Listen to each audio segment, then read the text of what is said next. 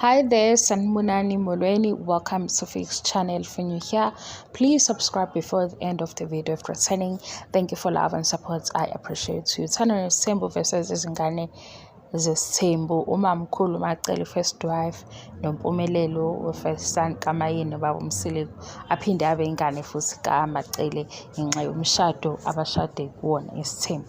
So kune video angiyibuka ke video. Mase kuba nama-post amaningi social media bathi umamkhulu unomona noMpumelelo. Lena-ke ngiyacabanga ukuthi isukela kule episode yakuThando Nes'thembu la ubaba uMsele kwathe khona uMpumelelo uzobheka amabhizinisi mase uLwandle abheke ikhaya.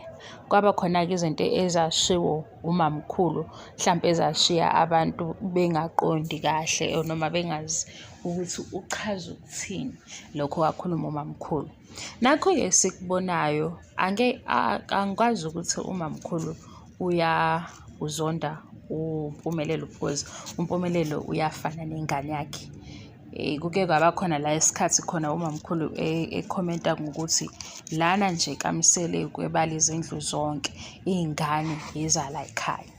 So lena-ke yaMpumelelo kungenzeka ukuthi i-behavior yaMpumelelo umamkhulu akayithandi. Uma engayithandi akakwazi futhi ukuphumela obala akhulume kuzwakala ukuthi yilokhu angakuthandisisi okwenziwa uMpumelelo. Ngobani? Kusengabukeka sengathi uhlukanisa iy'ngane uma ezokhuluma mhlampe kubonakala ukuthi akathandi izinto ezenziwa uMpumelelo futhi ebe umamkhulu.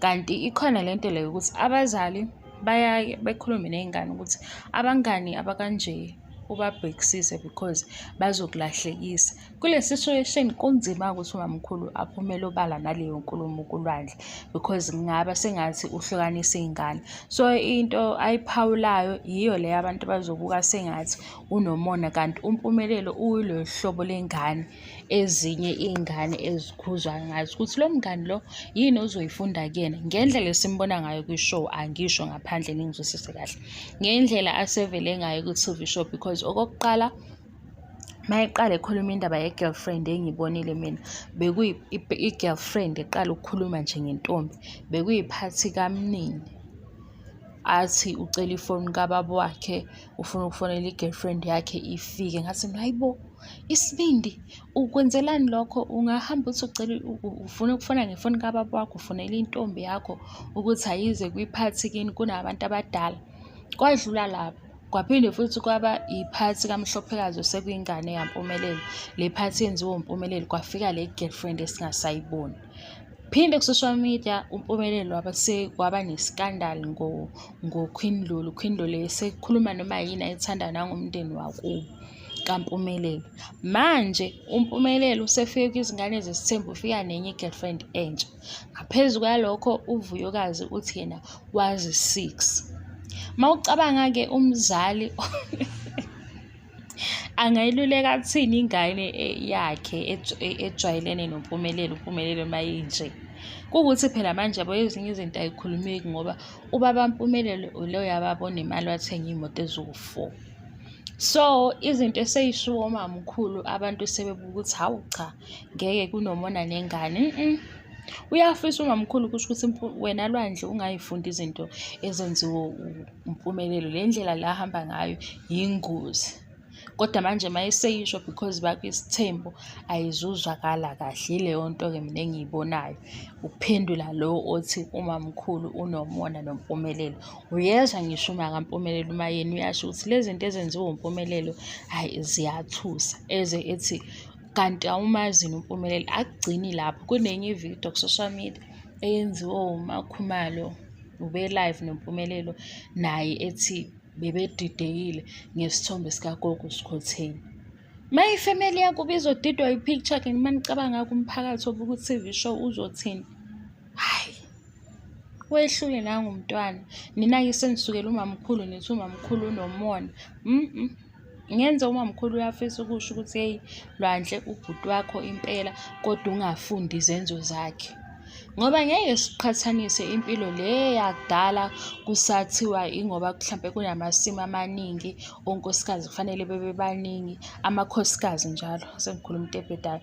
Amakhosikazi kufanele baningi ngoba kuzobheka amasimu ala ekhaya, yabo. Manje siphila kwesinye isikhathi sokunezifo ey'ningi, ezinye abanye abantu abanalo nolwazi. Okunye kuningi nokuvelayo ukuthi kuyathathelana ngokuthi usewunophathi abaningi nokuhamba uphuma ungena, uyabo. So umamkhulu unayo leyo nto ukuthi uyafisa ukutshela ulwandle ukuthi ubhuti wakho yes, kodwa izenzo zakhe ayishayi khona.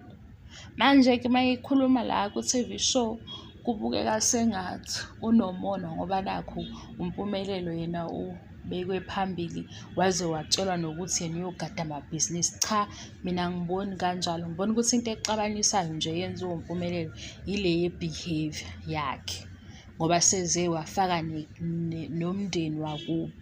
Ngoba nange uQueen Dolly wayesebhalelwe iy'ncwadi sekushiwo ukuthi Queen Dolly, sizodila nawe. Kanti ukuba akazange ayothinta uQueen Dolly kwakungeke kuze kuphume incwadi. uMpumelelo-ke lo omdala kunolwandle. Manje abanye sebethatha ngokuthi phela uMpumelelo uyingane ka-first girlfriend. uMpumelelo nje yena hhayi uyahlupha. Kodwa ukuthi usasemncane sicabanga ukuthi nayo impilo izomshintsha, njengoba nasekuqaleni wayekade ethe yena kubaba wakhe isithembu simhlulile. Nangu-ke sephakathi, and lesi asenzayo manje siyaxaka. Ngivale-ke le video, ningizwile kahle. Umamkhulu kungenzeka ukuthi ufuna ukukhuza ulwandle ngempumelelo, kodwa akakwazi ukukwenza kahle ngoba ekugcineni uMpumelelo uwubhuti kalwandle and bayazwana. Manje kumamkhulu ubona ngathi lokhu kunengozi phakathi ngenxa ye-behavior kaMpumelelo, hhayi inzondo. Thank you so much guys nge-support, ngiyabonga angiqedi. Bye bye.